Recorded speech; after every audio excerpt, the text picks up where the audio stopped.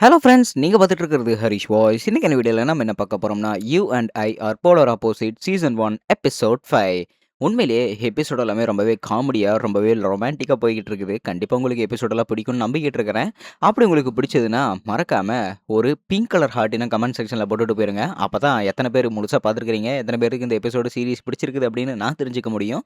எனக்கு ஒரு மன சந்தோஷம். அதனால தான். சரி, வளவளன்னு பேசாம வாங்க நம்ம இன்னைக்கான எபிசோடுக்குள்ள போயிரலாம். எபிசோடோட ஸ்டார்ட்டிங்லயே நீஷா அப்படிங்கிற ஒரு பொண்ண கட்டிக்கிட்டு இருக்காங்க. இந்த பொண்ணுக்கு ஒரு வியாதி இருக்குது. அதாவது மத்தவங்ககிட்ட பேசுறதுக்கு பயம். ஆனா மத்தவங்க பேசுறதெல்லாம் என்னென்ன கேட்பாங்க அப்படின்னு ஒட்டு கேட்டுட்டு, இவ அதுக்கு சிரிச்சுக்கிட்டு இருப்பா. அதே மாரி தான் இப்ப கிளாஸ் ரூம்லயே உட்காந்துக்கிட்டு, இவ அங்க சில பசங்கலாம் பேசிக்கிட்டு இருக்காங்க. அத ஒட்டு கேட்டு சிரிச்சுக்கிட்டு இருக்கிறா. ஆக்சுவலி ஒட்டு கேட்கணும் அப்படிங்கிறது இவளுக்கு பழக்கம் கிடையாது. ஆனா இவங்க அவங்க கிட்ட போய் பேசணும் அப்படின்னு ஆசைப்படுறா. பட் இவளுக்கு ஒரு கூச்சத்தனம். அவங்க கிட்ட எப்படி போய் பேசுறதுன்னே தெரியாது. ஒரு இன்ட்ரோவர்ட்க்கு இருக்கிற ப்ராப்ளம்னு வச்சுக்கோங்களேன். அதே மாரி தான். இந்த பொண்ண நீங்க எங்கேயோ பார்த்த மாரியே இருக்குதுல்ல போன எபிசோட்லலாம். ஆமா. ஏன்னா லைப்ரரியில நம்ம டானி கூட உட்காந்துருப்பாள்ல, அதே பொண்ணு தான் இவ. ஸோ இந்த நீஷாவும் லைப்ரரியில வேலை பார்க்குற ஒரு பொண்ணு தான். இவளுக்கு என்ன பண்றதுன்னே தெரியல. இவளோட ஃப்ரெண்டு ஹோண்டாவுமே இங்க வந்துட்டா. "என்னாச்சு நிஷா? எதுக்காக இங்க சைலன்ட்டா உட்காந்துக்கிட்டுறன்னு?" கேட்கும்போது, "என்ன பண்றதுன்னே எனக்கு தெரியல. மத்தவங்க பேசுறத என்னால கண்டிப்பா கேட்க முடியுது. அப்படி கேட்டு அவங்க கிட்ட பேசுன மாரி இருந்துச்சுன்னா, அவங்க கிட்ட என்ன பேசுறதுன்னு எனக்கு தோணல. அப்படியே போய் பேசுன மாரி இருந்தாலும் கான்வர்சேஷன் பில்ட் பண்ண எனக்கு தெரியல. எனக்கு இது எல்லாமே ஏகப்பட்ட பிரச்சனை இருக்குது. எனக்கு என்ன பண்றதுன்னே தெரியல. மத்தவங்க என்ன தப்பா நினைச்சிட்டாங்கன்னா என்ன பண்றது? ஏன்னா அவங்க கூட நான் பேசுறதுக்கு முன்னாடி என் காது போய் அவங்க பேசுறத ஒட்டு கேட்டுக்கிட்டு இருக்குது" அப்படின்னு இவ புலம்பிக்கிட்டு இருக்கிறா. அதெல்லாம் ஒரு பெரிய மேட்டரே கிடையாதுடி. அது மட்டும் இல்லாம, "நீ ஏதோ ஒரு விஷயத்த என்கிட்ட சொல்லணும்னு சொன்னீல, அது என்ன விஷயம்னு?" கேட்கும்போது, "ஆமா, உனக்கு ஒண்ணு தெரியுமா? நான் ஒரு பையன லைப்ரரியில பார்த்தேன்ல. அவன் உனக்கும் தெரியும்ல, டானி. அவன உனக்கு தெரியுமில்ல. ஸோ அவன் நான் லைப்ரரியில வேலை பார்த்துக்கிட்டு இருந்தான். நானும் ரிசப்ஷன்ல உட்காந்துக்கிட்டு இருந்தேன். ஏதோ முன்ன பின்ன தெரியாத பொண்ணு கதவு தொறந்து அவ பாட்டுக்கு உள்ள வந்தா. அப்புறம் அவங்க 2 பேரும் பேசிக்கிட்டு இருந்தாங்க. அவளும் டப்புன்னு வந்துட்டு ஒரு புக்க என்கிட்ட வாங்கிட்டு அவ பாட்டுக்கு படபடன்னு ஓடி போய் ஆரம்பிச்சுட்டா.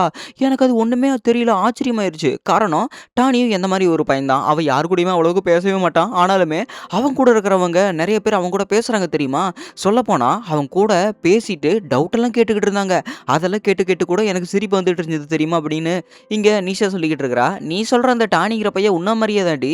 அவன் யார் கூடயுமே அவ்வளவுக்கு பேசவே மாட்டான். இங்க பேசிக்கிட்டு இருக்கானுங்க, கத்திக்கிட்டு இருக்கானுங்க பாரு. இவனுங்க அளவுக்கு கூட டானி எல்லாம் பேசவே மாட்டான். நீ அவன் அளவுக்கு ஆகணும்" அப்படின்னு கேட்கும்போது, அவன் அளவுக்குன்னு நான் ஆக முடியாதுன்னு சொல்ல முடியாது. அதுக்குன்னு எனக்கு அவன புடிச்சிருக்குன்னு சொல்ல முடியாது.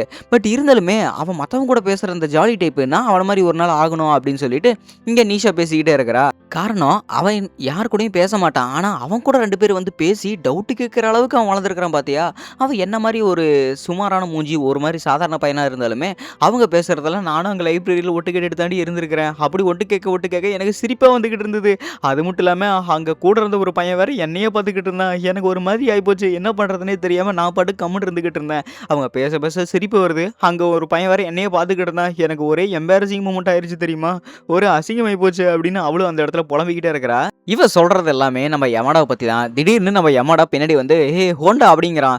இவளுக்கு ஆச்சரியமாயி போச்சு. "இவன் என்ன இங்கே இருக்கிறான்?" அப்படின்னு சொல்லிட்டு இவ ஆச்சரியப்பட்டுக்கிட்டு இருக்கிறா. அண்ட் இவனுமே, "ஹலோ, எப்படி இருக்கிறீங்க?" அப்படின்னு சைலண்டா பேசிட்டானா. அண்ட் அதே சமயத்துல, "ஹோண்டா, எனக்கு உன்னோட ஹோம்வொர்க் நோட் வேணும்டி காப்பி அடிக்கிறதுக்கு. கொஞ்ச நேரம் குடு, நான் அப்புறமா உனக்கு குடுத்துர்றேன்" அப்படின்னு அவனும் நோட்ட வாங்கிட்டு போறானா. "ஏய், நிஜமாலும் இந்த ஸ்டிக்கர்லாம் இன்னும் கலெக்ட் பண்ணிட்டு இருக்கிறியா நிஷா? ஆக்சுவலி இதெல்லாம் கலெக்ட் பண்றதுக்குள்ள எனக்கு போதும் போதும்ன்னு ஆயிருச்சு. அதனாலேயே நான் இதெல்லாம் வெறுத்துட்டேன்" அப்படின்னு அவனும் பேசும்போது இவ சிரிக்கிறாளா.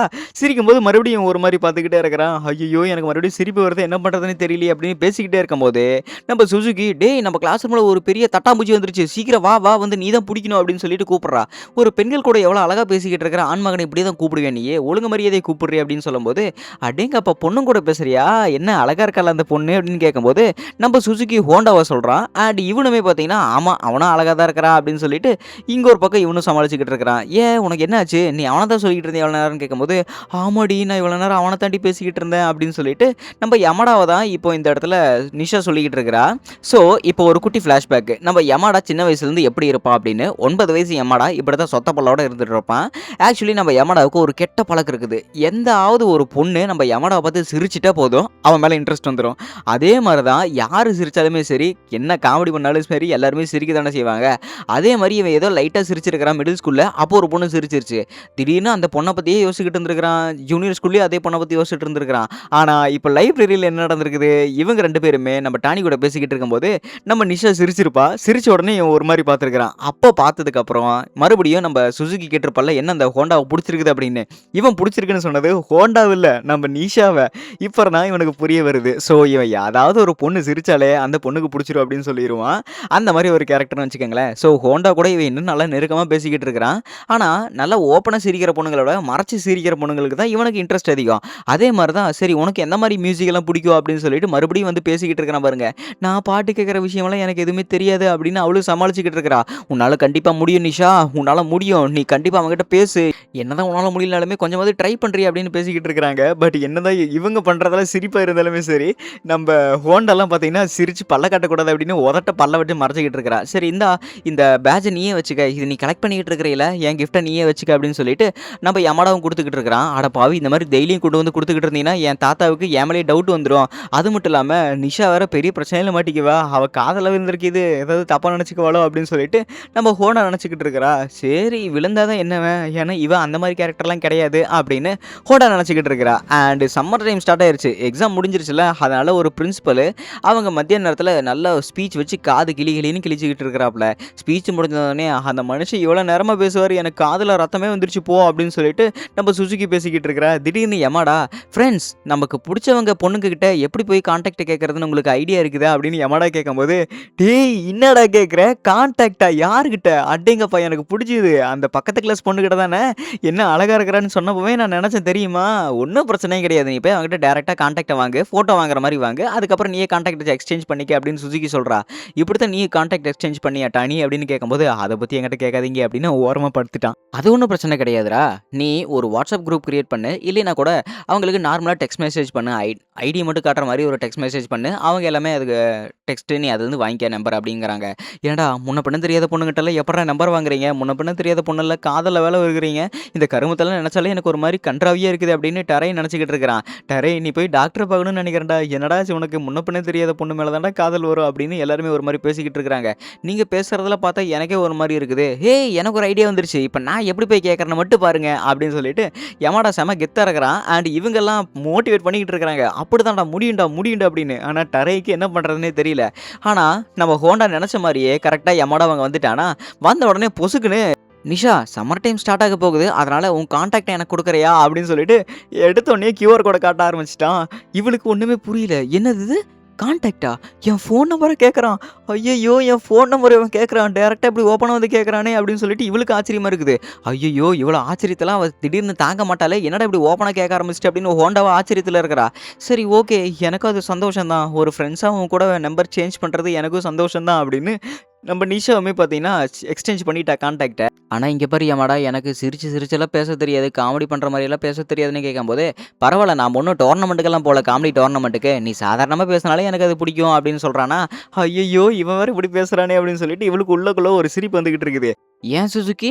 அவன் மனசுக்கு பிடிச்சவங்கன்னு சொன்னானே! அப்படின்னா காதல்ல விழுந்திருக்கான்னு தானே அர்த்தம். அவன் ஒருத்தங்கள லவ் பண்ணிட்டு இருக்கான்னு தானே அர்த்தம் அப்படின்னு டரை பேசும்போது, எனக்கும் அதான்டா நெனைக்கிறேன். அவ கண்டிப்பா காதல்ல தான் விழுந்திருப்பான்னு நெனைக்கிறேன் அப்படின்னு இவங்க இப்ப தான் அவன் காதல்ல விழுந்ததையே இவங்க இப்ப தான் ரியலைஸ் பண்றாங்க. அண்ட் நல்ல ஃப்ரெண்ட்ஸ் அப்படின்னு டரை மனசுக்குள்ள நெனச்சுக்கிட்டே இருக்கிறான்.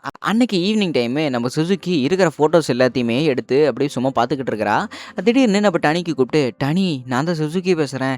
நாளைக்கு நம்ம எங்கேயாவது வெளிய போலாமா? படிக்கிற வேலை இருக்குது. நம்ம எங்கேயாவது வெளிய போலாமான்னு" கேட்கும்போது, ஆமா, நீ எதுக்குடி இப்படி ஹஸ்கி வாய்ஸ்ல பேசுறன்னு கேட்கும்போது, எங்க அண்ணங்கார ரூமு பக்கத்துல தான் இருக்குது. எங்க அண்ணனுக்கு என்னோட லவ் லைஃப் தெரியக்கூடாது. அதனால தான் நான் சைலன்ட்டா பேசுறேன்.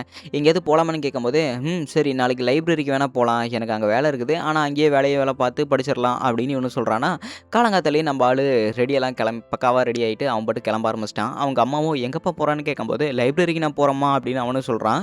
சரி அப்படின்னா சாவி நீ எடுத்துட்டே போப்பா. ஏன்னா இன்னைக்கு பாட்டியும் வெளிய போறாங்க, அப்பாவும் வெளிய போறாங்க, நானும் வெளிய போறேன் அப்படின்னு அவங்க அம்மா சொன்னதுக்கப்புறம் வீட்டு சாவிய கொத்தோட இழுத்துட்டு வந்துட்டான். அண்ட் இவனுமே லேட்டா போகக்கூடாது அப்படின்னு நேரமா வந்துட்டான். இன்னொரு பக்கம் நம்ம சுசுகியும் நேரமா வந்துட்டா.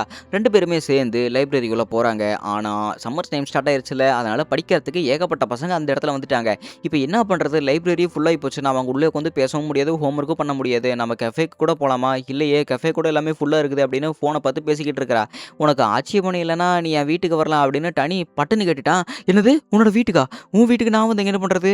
என்ன பண்றது? ஐய்யய்யோ! அப்படின்னு இவனும் பேசிக்கிட்டு இருக்கும்போது, உன் வீட்ல அம்மா, அப்பா அப்பாலாம் இருப்பாங்க. நான் வேற தொப்பை கட்டுற மாரி வேற பேண்ட் போட்டு வந்துட்டேனே அப்படின்னு சொல்லும்போது, என் வீட்ல யாருமே கிடையாது. நீ அத பத்திலாம் எதுவும் கவலைப்பட தேவையில்ல அப்படின்னு சொல்றானா, வீட்டுல யாரும் இல்லையா? அப்படின்னா நான் வந்தே தான் தீருவேன் அப்படின்னு அவனும் சொல்றான்.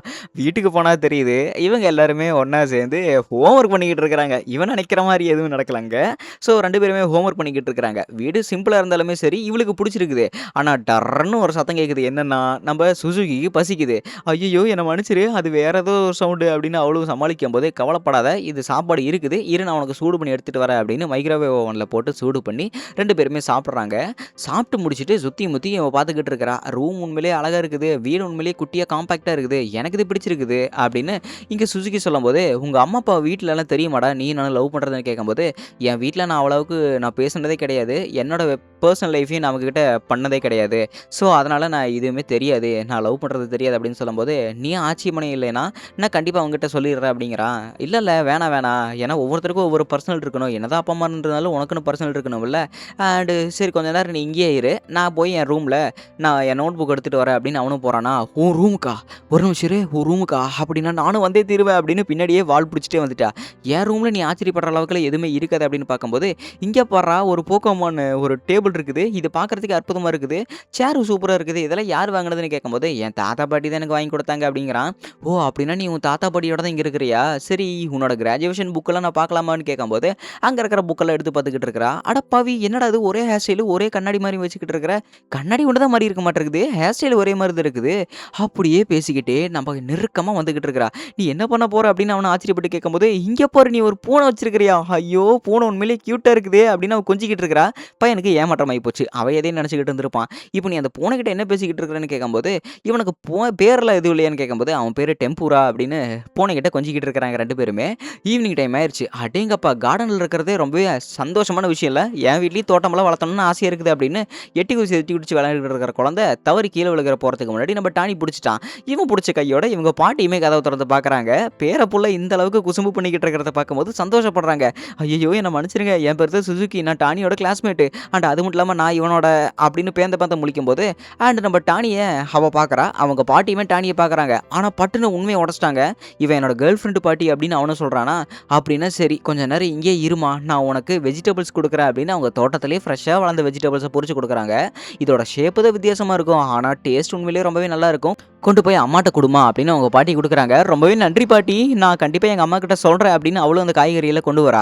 வீட்டுக்கு வந்த உடனே அவங்க அம்மாகிட்ட, "அம்மா இங்க பார்த்தீங்களா எனக்கு காய்கறி குடுத்து விட்டாங்க" அப்படின்னு அவளும் சொல்றா. "யாருடி குடுத்து விட்டாங்க?" அப்படின்னு இவங்க அம்மா கேட்கும்போது, இவ ஓப்பனா உண்மைய உடைச்சுட்டா. "அடி கள்ளி! அம்மாவுக்கு தெரியாம காதல்ல பண்ணிக்கிட்டு இருக்கிறியா? சரி ஒரு நாள் இல்ல ஒரு நாள் அந்த பையன இங்க கூட்டிட்டு வா. சமைச்சு விருந்து தடபுடலா போட்டுறலாம்" அப்படின்னு அவங்க அம்மா சொல்லும்போது, "சரிம்மா நீ அப்பாவுங்கிட்டயும் அண்ணங்கிட்டயும் சொல்லிறாத" அப்படிங்கிறா. "ஓகே, ஓகே நான்லாம் சொல்ல மாட்டேன்" அப்படின்னு இவங்க என்னம்மா டீம் போட்டுக்கிட்டு இருக்கிறாங்க. ஆனா இன்னொரு பக்கம் டானியோட வீட்ல அவங்க பாட்டி உண்மையிலே ரொம்பவே சந்தோஷமா இருக்கிறாங்க. பேரன் ஒரே குஜாலா இருக்கிறான் அப்படின்னு. அதோட எபிசோடு முடிக்கப்பட்டது.